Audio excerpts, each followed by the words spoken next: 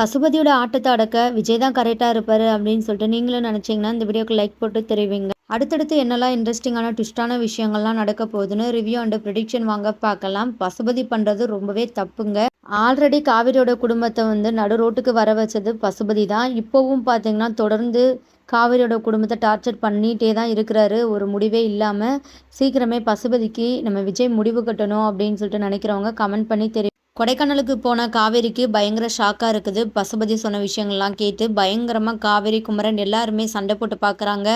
பசுபதிய எவ்வளோ திட்டி பார்க்குறாங்க. ஆனா பசுபதி இது என்னோட வீடு தான் அப்படின்னு சொல்லிட்டு பிரச்சனை பண்ணிட்டு இருக்கிறாரு. ஒரு ஸ்டேஜ்ல போலீஸுமே வந்துடுறாங்க. போலீஸ் கிட்ட பார்த்தீங்கன்னா, செம்மையா பசுபதி இருந்துகிட்டு நாடகம் ஆடுறாங்க. பசுபதி அழுதுகிட்டே கையில ஒரு பேப்பரை வச்சுக்கிட்டு இன்ஸ்பெக்டர் கிட்ட சொல்றாரு, இந்த இருக்கிறாங்களே இந்த அம்மாவோட ஹஸ்பண்ட் தான் சார். அவங்க பொண்ணு கல்யாணத்துக்காக 10,00,000 என்கிட்ட இருந்து வாங்கியிருந்தாங்க. இங்க பாருங்க அவர் கூட சைன் போட்டு குடுத்துருக்கிறாரு. அந்த பணத்த குடுக்க முடியலன்னா, அவர் வீட்ட நான் வச்சுக்கலாம் அப்படின்னு சொல்லிட்டு சொல்லியிருக்கிறாரு. சடனா அவர் அந்த டைம்ல இறந்து போயிட்டாரு. நானும் சரி பாவமா இருந்தது இந்த குடும்பத்த பார்க்கும்போது.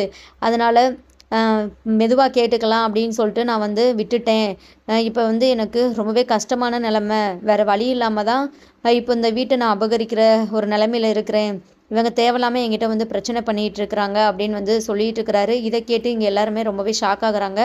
இன்ஸ்பெக்டர் கிட்ட நம்ம காவேரி எவ்வளோ எடுத்து சொல்றாங்க. இல்லைங்க சார், இவன் சும்மா பொய் சொல்றான். எங்க அப்பா ஒன்றும் அப்படி பண்ணவே கிடையாது. அது மட்டும் இல்லாம எங்க அப்பா சாகிறதுக்கே இவன் தான் காரணம். எங்க அப்பாவை நல்லாவே ஏமாத்திட்டான். அதை தாங்கிக்க முடியாம தான் எங்க அப்பா இறந்து போயிட்டாரு. இப்பவும் எங்களை நிம்மதியாவே வாழ விட மாட்றான் அப்படின்னு சொல்லிட்டு இங்க காவேரி மட்டும் இல்லாம பாட்டி ஒரு பக்கம் இது பண்ணிட்டு இருக்கிறாங்க. சாரதாம்மா பார்த்தீங்கன்னா ரொம்பவே கதறி கதறி அழுதுட்டு இருக்கிறாங்க. இங்க போலீஸ்காரர் இருந்துக்கிட்டு இல்லை எங்களால் எதுவுமே பண்ண முடியாது. அவர் பக்கம் ரொம்பவே ஸ்ட்ராங்கான ஒரு ஆதாரம் இருக்குது. உங்கள் அப்பாவே அதில் சைன் போட்டு கொடுத்துருக்குறாரு. பேசாமல் நீங்கள் அமைதியாக எந்த பிரச்சனையும் பண்ணாமல் போங்க அப்படின்னு சொல்லிடுறாங்க. எப்படி சொன்னீங்கன்னா நாங்கள் என்ன தான் பண்ணுறது, வேற ஒன்றும் பண்ண முடியாதுமா, அவர் பக்கம்தான் நியாயம் இருக்குது அப்படின்னு சொல்லிட்டு இன்ஸ்பெக்டர் சொல்லிட்டு கிளம்பிடுறாரு. இங்கே சாரதா அப்படியே ரொம்பவே உடஞ்சி போயிடுறாங்க. அவ்வளோதானா, இந்த ஒன்று மட்டும்தான் அவர் ஞாபகமாக இருந்தது, இதையும் இவன் பிடுங்கிக்கிட்டானே, இனி என்ன பண்ணுறது அப்படின்னு சொல்லிட்டு ரொம்ப ரொம்ப ஃபீல் பண்ணி அழுகுறாங்க. இங்கே நம்ம காவேரி செம்ம கோவப்படுறாங்க. பசுபதியை பிடிச்சி திட்டுறாங்க. நீலாம் நல்லா இருப்பியா, ஏன்டா தொடர்ந்து எங்களுக்கு பிரச்சனை மேலே பிரச்சனையாக கொடுத்துட்டே இருக்கிற, உனக்கு அழிவு காலம் ஸ்டார்ட் ஆயிடுச்சுன்னு சொல்லிட்டு நினைக்கிறேன். உன்னை நான் கொலை பண்ணிட்டு ஜெயிலுக்கு போகிறது கூட தயங்க மாட்டேன். பரவாயில்ல என் வாழ்க்கை போனாலும் அப்படின்னு சொல்லிட்டு நம்ம காவேரி இருந்துக்கிட்டு பேசிகிட்டு இருக்கிறாங்க. குமரனுமே பார்த்தீங்கன்னா செம்மையாக பிடிச்சி பசுபதியை திட்டுறாங்க. வேற வழி தெரியாமல் பசுபதி காலிலேயே சாரதா விழுகிறாங்க. தயவு செஞ்சு இந்த வீடை என்கிட்ட கொடுத்துரு. அவர் ஞாபகமாக இந்த ஒன்று மட்டும்தான் இருக்குது. எல்லாமும் எங்ககிட்ட இருந்து பிடுங்கிட்ட, ஏன் இன்னமும் இப்படிலாம் பண்ணி எங்களை கஷ்டப்படுத்திட்டு இருக்கிற அப்படின்னு சொல்லிட்டு ரொம்பவே கெஞ்சுறாங்க. இதை பார்த்துட்டு காவிரினால தாங்கிக்கவே முடியல. சாரதாம்மா பிடிச்சி திட்டுறாங்க. ஏம்மா இப்படிலாம் பண்ணிட்டு இருக்கிற, போயும் போய் இவன் காலில் போய் விழுந்துட்டு இருக்கிற, ரொம்பவே அசிங்கமாக இருக்குமா. உன் பொண்ணு இருக்கிற வரையும் உனக்கு என்னம்மா கவலை, நான் கண்டிப்பாக அந்த வீட்டை இவங்கிட்ட இருந்து மீட்டு நான் தருவேன், நீ எதுக்காக கவலைப்படுற அப்படின்னு சொல்லிட்டு இது பண்ணுறாங்க. இல்லை காவேரி, எதுவுமே பண்ண முடியாது இவனை எதிர்த்து நம்ம. ஏன்னா இப்போ ஒரு ஆதாரத்தையும் வச்சிருக்கிறான். நம்ம கோர்ட்டுக்கு அங்கேங்கன்னு சொல்லிட்டு அலைய முடியாது. வேற வழி எனக்கு தெரியல. இவன் மனசு வச்சா மட்டும்தான் அதை நமக்கே தர முடியும் அப்படின்னு சொல்லிட்டு இங்கே நம்ம சாரதா ரொம்பவே மனசுடைஞ்சு போய் பேசிகிட்டு இருக்கிறாங்க. அம்மா கொஞ்சம் தைரியமா இரு, நான் இருக்கிற வரைக்கும் உன்னை நான் இந்த இந்த வீடை இழக்க விட மாட்டேன் அப்படின்னு சொல்லிட்டு இருக்கிறாங்க. உடனே நம்ம பசுபதி இருந்துக்கிட்டு சரி சரி கிளம்புங்க அப்படின்னு சொல்கிறாங்க. இங்கே நம்ம சாரதா இல்லை நான் போக மாட்டேன், இங்கே தான் இருப்பேன் அப்படின்னு சொல்லிட்டு ரொம்பவே ஸ்ட்ராங்காக நின்றுட்டு இருக்கிறாங்க. சாரதாவோட நிலைமையை பார்த்துட்டு காவேரி ரொம்ப ரொம்ப ஃபீல் பண்ணுறாங்க. இன்னொரு பக்கம் கங்காவுமே பார்த்தீங்கன்னா, கொடைக்கானலில் என்ன நடக்குதோ, அந்த பசுபதி என்னெல்லாம் பிரச்சனை பண்ணுறானோ அப்படின்னு சொல்லிட்டு ரொம்பவே ஃபீல் பண்ணிகிட்டு இருக்கிறாங்க. காவேரி விஷயத்தை பற்றி பேசலாம் அப்படின்னு சொல்லிட்டு சடனாக நிவினை பார்க்குறதுக்காக விஜய் அவரோட வீட்டில் நிற்கிறாங்க. இங்கே டோரை யமுனா தான் ஓப்பன் பண்ணுறாங்க. விஜயை பார்த்ததுமே பார்த்தீங்கன்னா அப்படியே ஷாக்காகி நிற்கிறாங்க. என்ன யமுனா, யாருன்னு சொல்லிட்டு தெரியலையா, நான் தான் விஜய், உன்னோட மாமா அப்படின்னு சொல்கிறாங்க. எதுவுமே பேசாமல் யமுனா இங்கேருந்து போயிடுறாங்க. நெக்ஸ்ட்டு நம்ம நிவின் விஜய் பேசிகிட்டு இருக்கிறாங்க. நடந்த எல்லா விஷயத்தையுமே நம்ம விஜய் சொல்லிகிட்டு இருக்கிறாங்க. காவேரி இப்படிலாம் யோசித்து எதுக்காக தேவையில்லாமல் லைஃப்பை ஸ்பாயில் பண்ணுறானே தெரியல. அவள் எதுவுமே ஸ்ட்ராங்காக ஒரு முடிவு எடுக்க மாட்றா நிவின், எனக்கு ரொம்பவே கஷ்டமாக இருக்குது. அவளுக்கு நான் 2 நாள் டைம் கொடுத்துருக்குறேன். அதுக்குள்ளேயும் அவள் எதுனாலும் பண்ணலைன்னா கண்டிப்பாக விஜயை வந்து வேற மாதிரி தான் அவள் பார்க்குற மாதிரி இருக்கும் அப்படின்னு சொல்லிட்டு ரொம்பவே டென்ஷன் ஆகிட்டு பேசிகிட்டு இருக்கிறாங்க. காவேரி ஏன் தான் இப்படி பண்ணுறான்னு தெரியல அப்படின்னு சொல்லிட்டு பயங்கரமாக வந்து ஒரு கஷ்டத்துலேயும் ஒரு கோவத்துலேயும் விஜய் வந்து நிவின் கிட்ட வந்து பேசிகிட்டு இருக்கிறாங்க.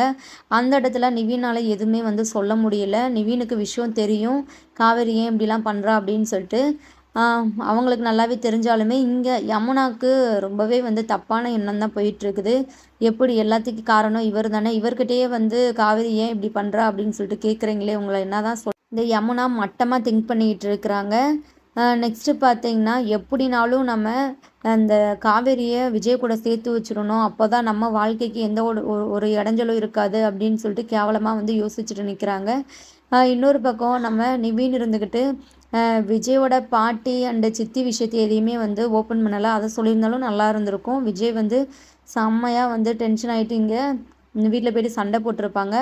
ஆனால் நான் கொடைக்கானலில் நடக்கிற விஷயங்களை பற்றி நம்ம விஜய்கிட்ட வந்து நிவின் வந்து சொல்லிடுறாரு. இப்போ வந்து யாருமே இங்கே இல்லை, எல்லாருமே கொடைக்கானலுக்கு கிளம்பி போயிருக்கிறாங்க, கங்கா மட்டும்தான் இருக்கிறாங்க. அந்த பசுபதி காவேரியோட வீட்டை அபகரிச்சா அவங்க வீடு அப்படின்னு சொல்லிட்டு அங்கே பிரச்சனை பண்ணிகிட்டு இருக்கிறானா, பாவம் எல்லாருமே வெளியே வந்து நிப்பாட்டி வீட்டுக்குள்ளே கூட விடாமல் இது ரொம்ப ரொம்ப கஷ்டப்படுத்திட்டு இருக்கிறான் அப்படின்னு சொல்லிட்டு வந்து நடந்த எல்லா விஷயத்தையுமே வந்து சொல்கிறாங்க. இதை கேட்ட விஜய்க்கு செம்ம கோபம் வருது. ரொம்பவே அதிர்ச்சி ஆகுறாரு. என்ன நிவின் என்ன சொல்ற? ஆமாம் விஜய், இந்த பசுபதி காவிரியோட குடும்பத்தை ரொம்பவே கஷ்டப்படுத்திட்டு இருக்கிறான். எனக்கே செம்ம கோவம் வருது. எதனாலும் அவனை பண்ணிட்டு ஜெயிலுக்கு போயிடலான்னு சொல்லிட்டு தான் தோணுது. அந்த மாதிரி ஒரு மைண்டில் தான் நான் இருக்கிறேன் அப்படின்னு வந்து சொல்லிட்டு இருக்கிறாங்க. நானே அவனை வீடு தேடி போய் அடிச்சுட்டு தான் வந்தேன். அப்புறமும் ஏன் அவன் வந்து எவ்வளோ பட்டாலும் திருந்தாமல் மறுபடியும் காவேரி குடும்பத்துக்கு வந்து தொல்லை கொடுக்குறான். எனக்கு செம்ம கோவம் வருது. நான் இப்போவே உடனே கிளம்புறேன் அப்படின்னு சொல்லிட்டு நம்ம விஜய் இருந்துக்கிட்டே கிளம்புறாரு. உடனே நிவின் இருந்துக்கிட்டே விஜயை தடுக்கிறாங்க. இல்லை விஜய், நீங்கள் எங்கேயும் போக வேணாம் அப்படின்னு சொல்லிட்டு வந்து சொல்கிறாங்க. ஏன் நிவின் இப்படி சொல்கிறீங்க? நான் போனால் தான் கரெக்டாக இருக்கும், இல்லைன்னா அந்த பசுபதி வந்து ரொம்பவே வந்து பிரச்சனை பண்ணுவான் அப்படின்னு வந்து சொல்கிறாங்க. இங்கே நிவின் மனசுக்குள்ளே வந்து யோசிக்கிறாரு. ஆல்ரெடி காவேரினால தான் உங்களுக்கு பிரச்சனை, பசுபதினால அப்படின்னு சொல்லிட்டு உங்கள் வீட்டிலேயே வந்து இது பண்ணிகிட்டு இருக்கிறாங்க. என்னால் இந்த விஷயம் உங்களுக்கு தெரிஞ்சு நீங்கள் இங்கே போனீங்கன்னா கண்டிப்பாக காவேரி ஏமலை தான் கோவப்படுவா. அது மட்டும் இல்லாமல் தேவையில்லாமல் அவளுக்கு கெட்ட பேர் அப்படின்னு சொல்லிட்டு நினச்சிக்கிட்டு, இல்லை விஜய், நீங்கள் போக வேணாம், நான் பார்த்துக்கிறேன், நான் கிளம்பி போகிறேன் அப்படின்னு வந்து சொல்கிறாங்க.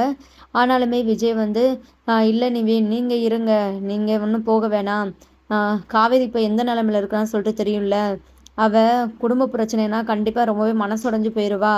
அது மட்டும் இல்லாமல் அங்கே தேவையில்லாமல் பசுபதி கிட்ட பிரச்சனை பண்ணுறேன் அப்படின்னு சொல்லிட்டு அவளுக்கு எதனால ஆச்சுன்னா என்னால் தாங்கவே முடியாது. நான் இங்கே போனால் மட்டும்தான் அவளுக்கு ரொம்பவே பாதுகாப்பாக இருக்கும், தைரியமாக இருக்கும் அப்படின்னு சொல்லிட்டு இங்கே நம்ம விஜய் வந்து நிவின் சொல்கிறது எதுவுமே கேட்காம நான் போகிறேன் அப்படின்னு சொல்லிட்டு கிளம்பி போகிறாரு. சரி நீங்கள் போக வேணாம், நானும் வரேன் அப்படின்னு சொல்லிட்டு இங்கே நிவின்மே பார்த்தீங்கன்னா கிளம்பி போகிறாரு. விஜயும் நிவின் பார்த்தீங்கன்னா கொடைக்கானலுக்கு சீக்கிரமே ரீச் ஆயிடுறாங்க. நெக்ஸ்ட்டு பார்த்தீங்கன்னா பசுபதி இருந்துக்கிட்டு இன்றைக்கி ஒரு நாள் மட்டும்தான் உங்களுக்கு டைமு, எவ்வளோ சந்தோஷமாக இருக்க முடியுமோ இந்த வீட்டில் இருந்துட்டு நீங்கள் சென்னைக்கு கிளம்புங்க அப்படின்னு வந்து சொல்லிடுறாரு. அவருமே கிளம்பிடுறாரு. நெக்ஸ்ட்டு பார்த்தீங்கன்னா அந்த வீட்டில் நம்ம சாரதா, காவேரி, குமரன், பாட்டி எல்லாருமே இருக்கிறாங்க. ஒரு ஒரு சுவத்தையுமே தொட்டு பார்த்து நம்ம சாரதா ரொம்பவே கவலைப்பட்டுட்டு இருக்கிறாங்க. இந்த ஒரு நாள் மட்டும்தானா அந்த வீடு நம்மளுக்கு சொந்தம், அவ்வளோதானா, இந்த வீடு நம்மளுக்கு சொந்தம் இல்லையா அப்படின்னு சொல்லிட்டு ரொம்பவே கவலையாக வந்து அழுதுகிட்டே வந்து பேசுகிறாங்க.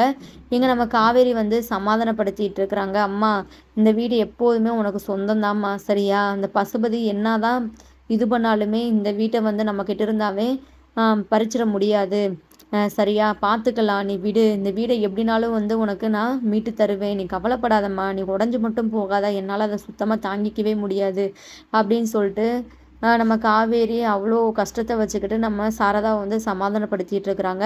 இன்னொரு பக்கம் பாட்டியுமே ஒவ்வொன்றும் ஒப்பாரி வச்சுட்டு இருக்கிறாங்க. சந்தானம் எவ்வளோ ஆசையாக பார்த்து பார்த்து இந்த வீட்டை வந்து கட்டுனா, அது மட்டும் இல்லாமல் அவன் இந்த வீட்டில் தான் இருப்பான், அவனோட உயிரும் இந்த வீட்டில் தான் போச்சு, அவன் இந்த வீட்டில் தான் வந்து இருப்பான் அப்படின்னு சொல்லிட்டு அவங்களுமே ரொம்ப ரொம்ப ஃபீல் பண்ணிகிட்டு இருக்கிறாங்க. ஃபஸ்ட்டு நீங்கள் அழுகிறத விடுங்க, அழுதா வந்து எதுவுமே சரியாக போகிறதில்ல. அந்த பசுபதிக்கு நம்ம வந்து ஒரு பாடம் கற்றுத்தரணும். அவன் வந்து இப்படி ஒரு ஒரு டைம் நம்மளை ஏமாற்றி ஏமாற்றி எல்லாமும் வந்து பண்ணிகிட்டு இருக்கிறான். கண்டிப்பாக இதுக்கு நான் ஒரு முடிவு கட்டுறேன் அப்படின்னு வந்து சொல்கிறாங்க.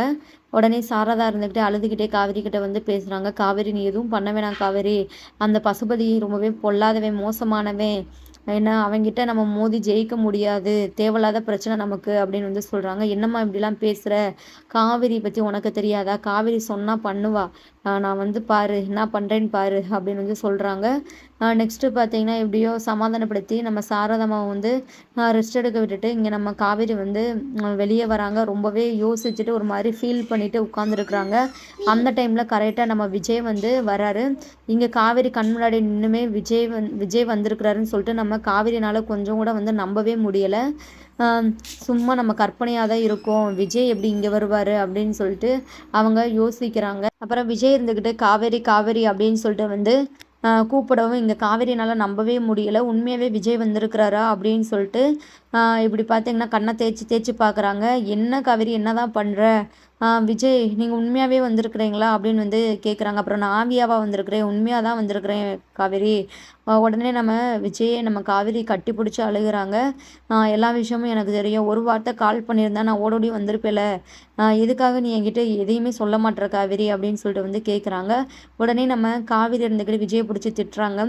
யோசிக்கிறாங்க, பாட்டி சித்தி எல்லாம் பேசுனதை நினச்சி, நீங்கள் எதுக்காக இப்போ வந்தீங்க, தேவையில்லாமல் எதுக்கு இப்போது நீங்கள் இங்கே வந்தீங்க, கிளம்புங்க ஃபஸ்ட்டு, பசுபதி கிட்ட நீங்கள் எதுவும் பிரச்சனை வச்சுக்கிறாதீங்க, நாங்கள் பார்த்துக்குறோம் எங்கள் குடும்ப விஷயத்த, எந்த பிரச்சனை வந்தாலும் நான் ஃபேஸ் பண்ணிக்கிறேன் அப்படின்னு வந்து சொல்கிறாங்க.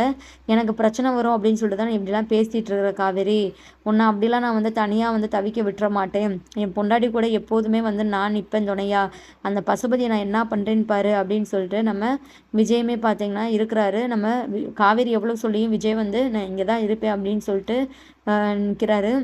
நெக்ஸ்ட்டு பார்த்தீங்கன்னா பசுபதிக்கு நம்ம விஜய் தரமான சம்பவம் தான் பண்ண போகிறாரு. பார்க்கலாம் என்ன தான் நடக்க போகுது அப்படின்னு சொல்லிட்டு, காவேரியோட வீட்டை வந்து விஜய் மீட்டு எப்படி தர போகிறாரு அப்படின்னு சொல்லிட்டு நம்ம வெயிட் பண்ணி பார்க்கலாம். தேங்க்யூ ஃபார் வாட்சிங். டாட்டா பாய்.